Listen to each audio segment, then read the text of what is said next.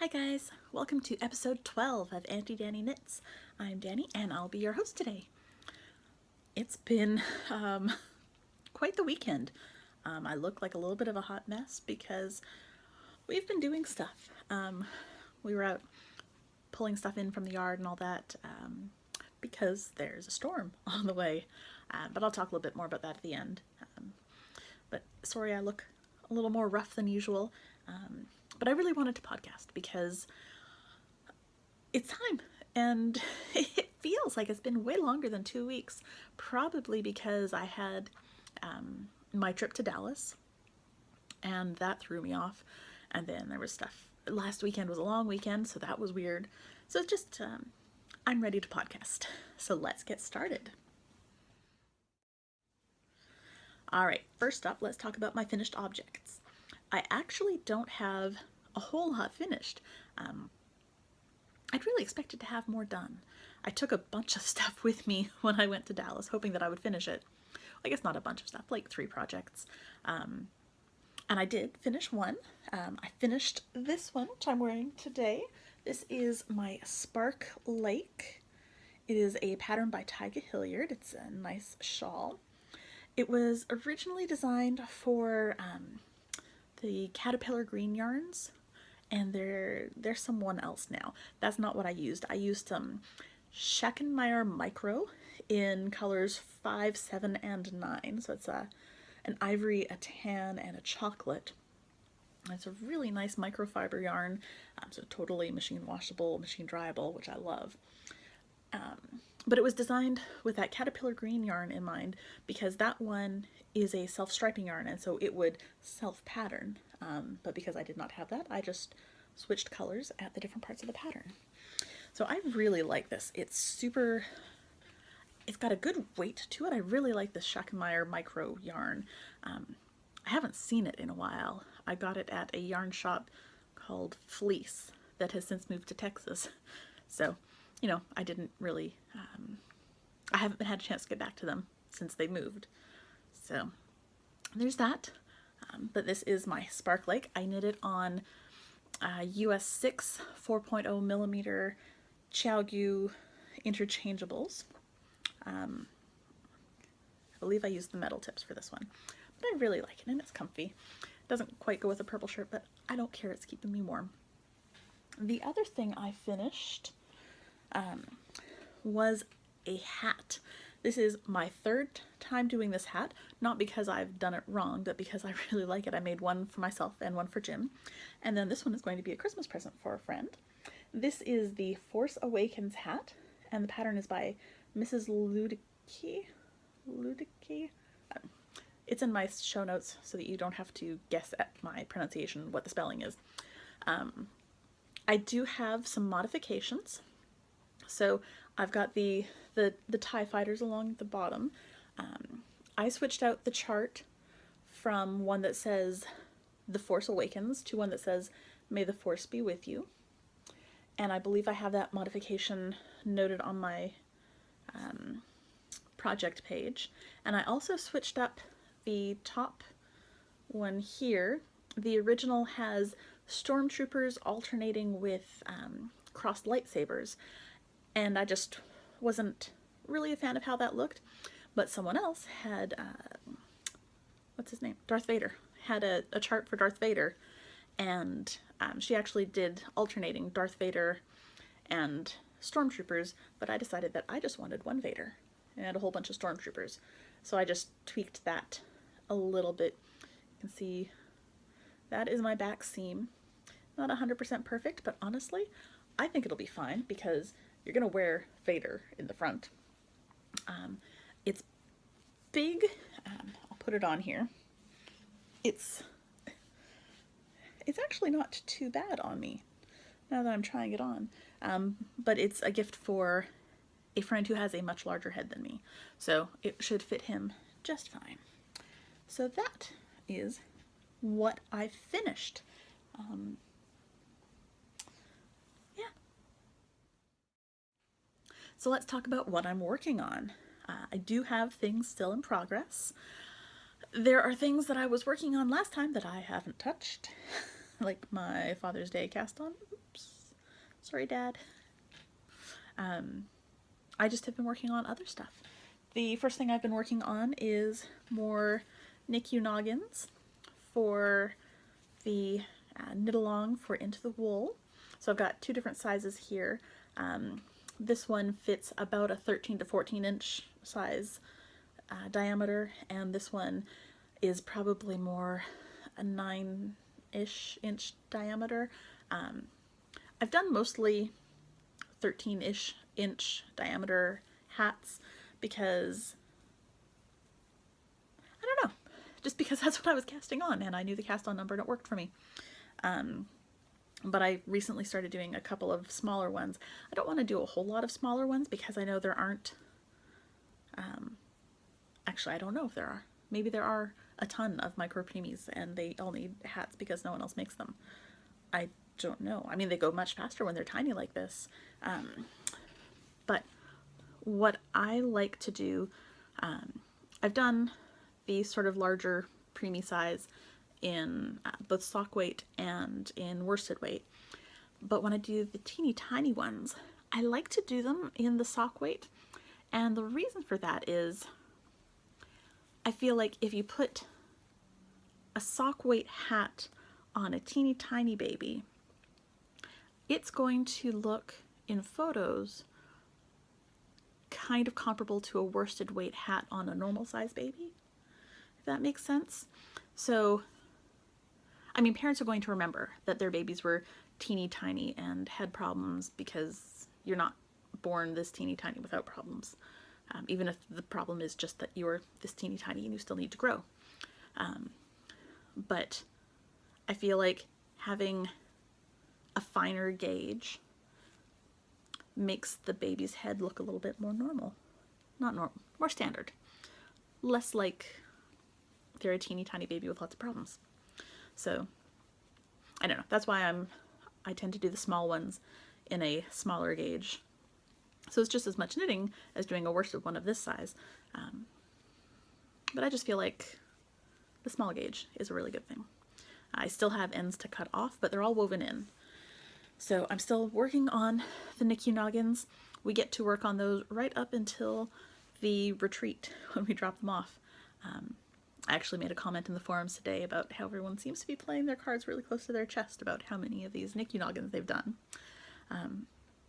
And I did mention that I hit my goal of 50, and I'm still doing a couple here and there. They're just easy to do, and they keep me busy. They keep my hands busy. I've actually been taking walks at lunch at work, and I'll stick the little ball of yarn in my pocket of my shirt and have my needles at my hands, and I'll go for, I think it's about a 3/4 mile circuit that I do. So I knit and walk.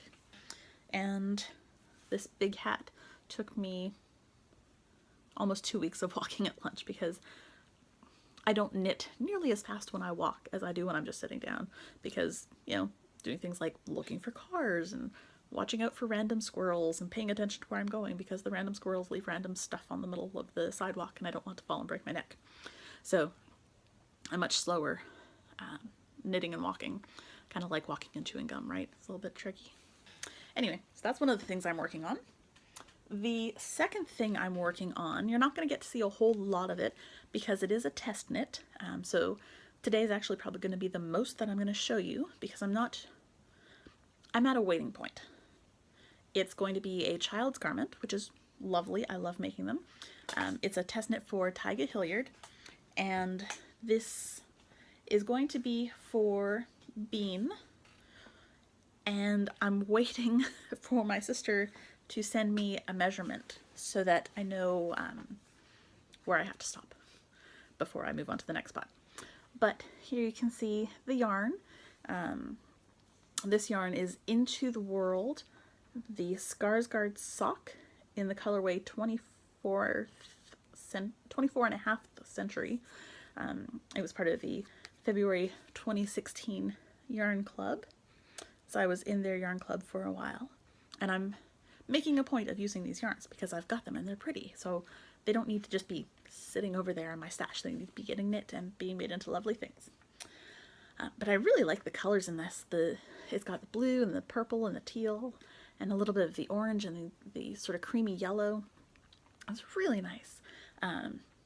We've discovered that Bean is a very redheaded child. Her sisters were both much more blonde than redheaded, but we definitely have redheads in our family, so it's not unusual for a kid to be a redhead in our family. But because of that, pinks are not her best color.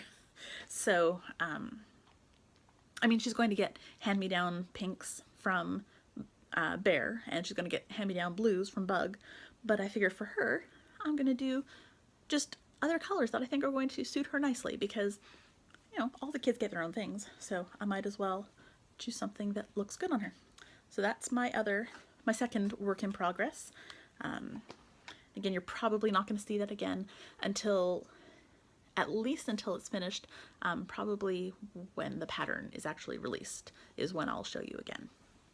The other thing I've been working on is down here. I had picked up that Malabrigo Rios in the color Teal Feather, and I've started knitting with it.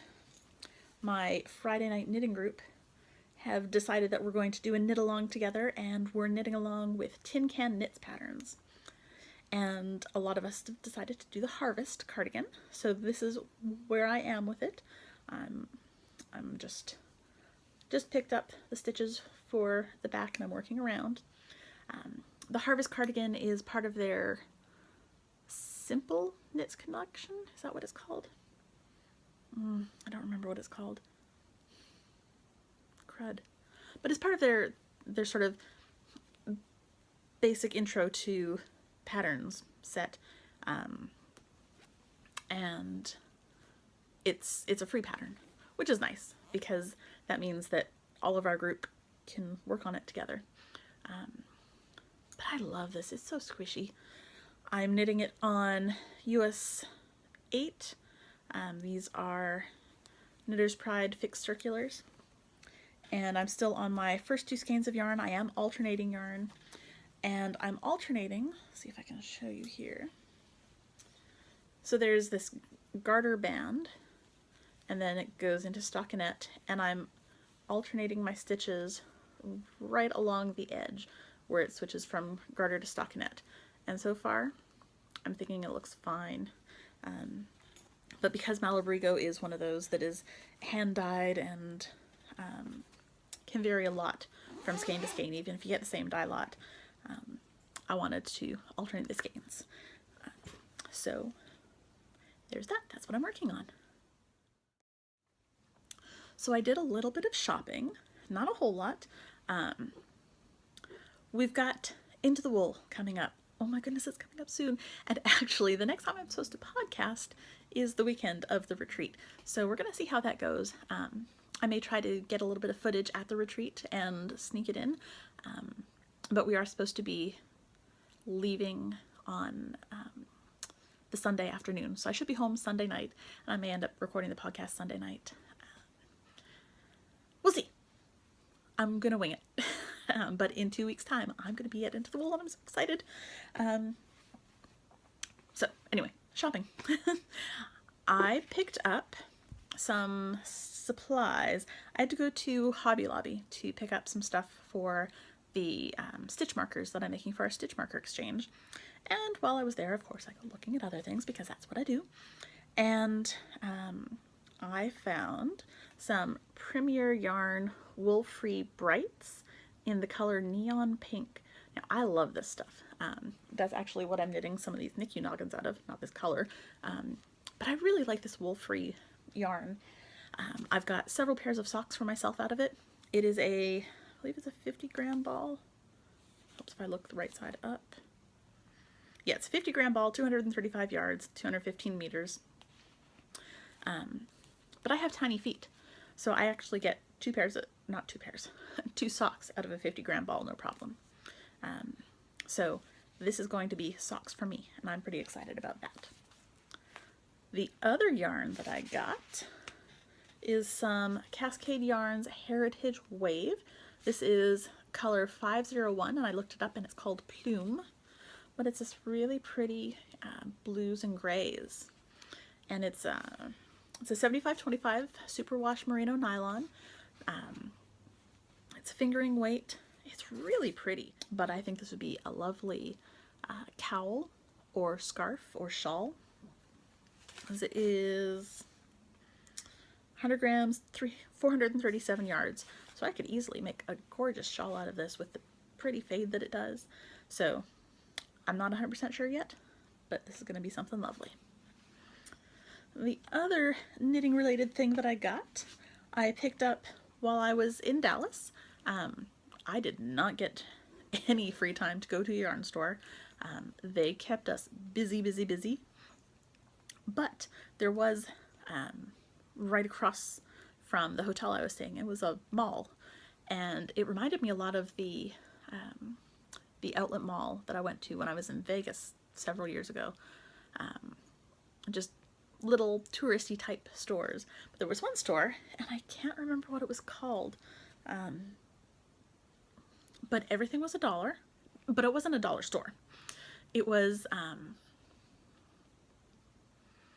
kind of like a cross between Claire's and Ulta, maybe? Like, they had a whole bunch of makeup stuff and hair stuff, like headbands and clips and barrettes and ponytail holders, and they had jewelry, they had nail polish, they had makeup brushes, they had a whole bunch of different like foundations and lipsticks and eyeshadows and all that stuff. It was really impressive, and everything in the store was $1. So there were a lot of like small sizes of things. I almost got some nail polish, but I decided not to because I wasn't sure. I was traveling with just carry-ons, and I always hate to buy extra liquids that I'm going to have to shove into my little quart bag, so I didn't. But I got this. I'm going to show you the back side first. It's a little makeup bag, a little zipper case. I used the crap out of this. It fits one of these skeins really nicely right in there. And I was working on the little NICU noggins at the meetings, because sometimes the things that we talked about didn't apply to me, and I didn't want to get bored and fall asleep, so I figured I could just knit under the table and it'd be fine. So I got this little bag. Now I'm going to show it to you. If you have children in the room, or profanity type things offend you, just turn around for a minute. Right?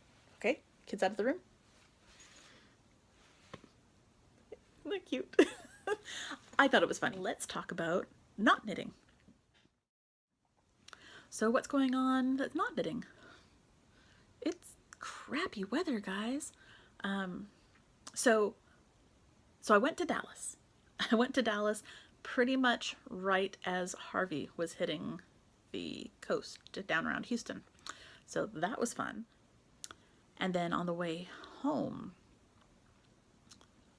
I think I came home Tuesday evening, and there were a lot of flights that had been delayed out of Dallas, and a lot of extra people in the airport because there were so many people evacuating from further south coming into Dallas and then trying to get to wherever else. So it was full. People were cranky. But again, I tried to just let it go. I'd already talked to the boss lady before I left and made sure that it would be fine for me to come in late on Wednesday, because my flight didn't actually get in until almost 10 that night, and then I still had to take a shuttle from the airport back to my hometown and then go from the shuttle drop-off point to home. And yeah, by the time I actually got home, it was midnight-ish with all the waiting for different people and whatnot. So, you know, I try to be chill about travel, especially when there's a hurricane going on, and there's nothing I can do about that. There's nothing anyone can do about that. It is not the fault of anyone on the flight crew that flights were delayed in either direction, that there were tons of extra people. That's no one's fault. That's just what happens. But today, we spent this weekend getting ready here because we didn't know, we still don't know what's going to happen with the weather here tomorrow. I am in central Georgia, and at several points over the last couple of days, they've been predicting tropical storm weather for us. And that's just crazy. Hurricane Irma touched down in the Florida Keys this morning. We've watched streaming video of different news channels off and on all day. The last I saw, it had shifted more west, so we may not be getting the same tropical storm level weather incidents that had been predicted earlier today. I got the call earlier that our office is going to be closed, which is good, because at that point they were predicting winds in the 30 to 40 mile per hour range, and then gusts of like 70 to 80. I didn't really want to drive in that if I didn't have to, so that's good. I don't have to. Our patients don't have to. Our staff don't have to, so that's good for everyone. I don't know what's going to happen. We just have to wait and see. There may be winds. There may be tornadoes forming. We may have no problems at all, but you really don't know. It's not unusual when there's crazy wind for our power to get knocked out, for our water to be down. It doesn't happen a lot, and usually they're pretty good about getting us back up fairly quickly. But with this kind of storm and so much going on further south that is so devastating, who knows what's going to happen here, and who knows how long it's going to take them to get it fixed, because a bunch of us were talking about how we'd seen earlier in the week all the power trucks sort of corralled up in a shopping mall parking lot just down the street from where I live, and they're ready to go. They're ready to go as soon as everything clears. They're headed south. They're headed south, and they're going to help out down there where they're needed. And there's still going to be crews here, but probably not quite as many as there normally would be, because we're not expecting to need the same level of help as they will further south. So we've been making our preparations. We haven't had a whole lot to do.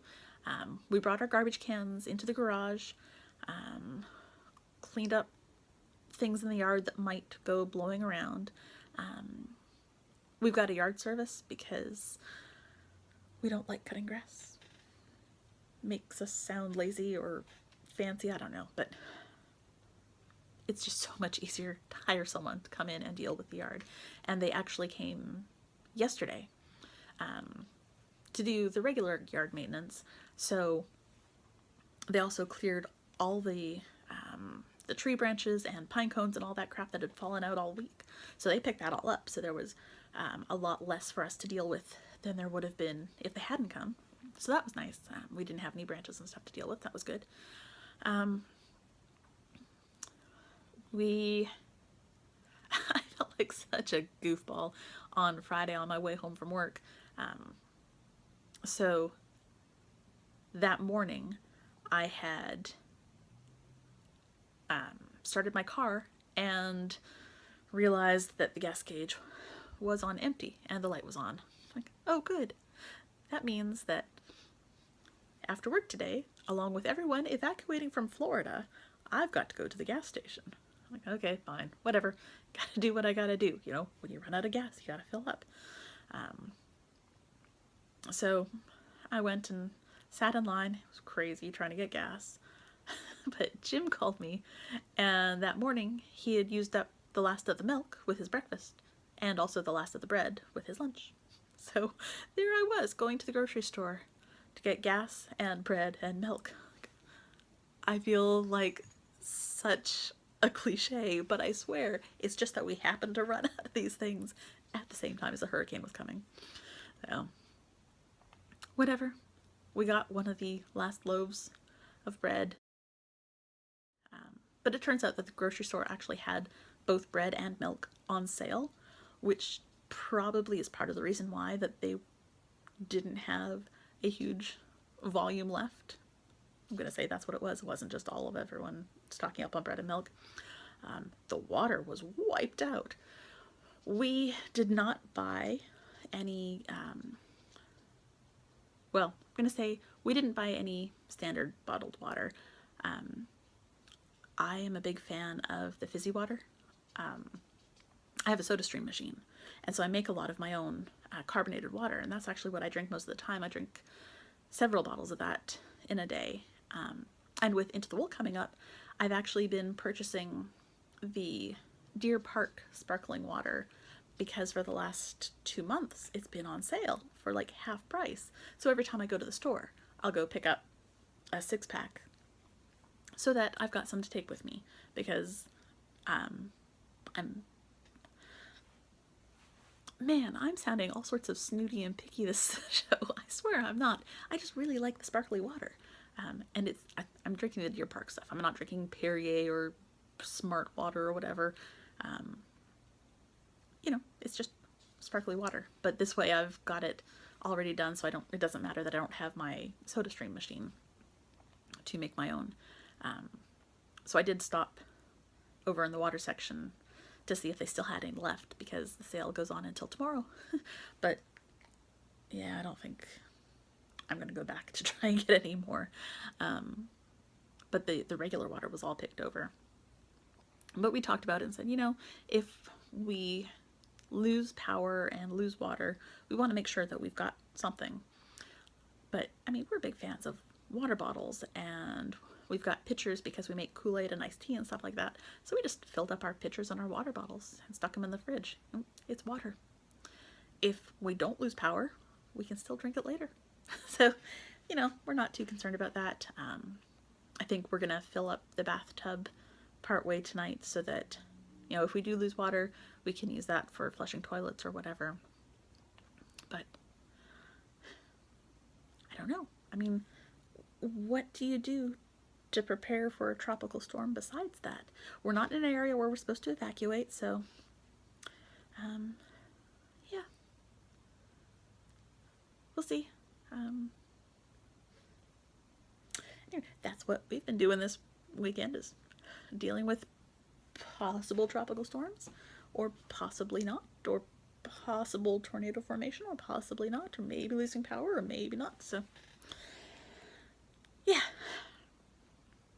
Ooh, and I did put on nail polish, but it's really pale. You might not be able to actually even tell that I've got any on. It is the OPI in Bubble Bath. And it is, it's a fairly sheer finish anyway. I had some really cool nails earlier this week. If you check out my Instagram, you probably see them. I had little hearts and stuff. I was impressed. But that started chipping off, and this was really just to keep my nails from splitting or breaking. My nails aren't super weak, but if they get too long, because I do so much typing, they tend to get a little splitty. But if I have nail polish on them, it seems to do a little bit of protecting. So anyway, OPI. That's my jam. I think that's all. I've talked a lot. This is probably going to be...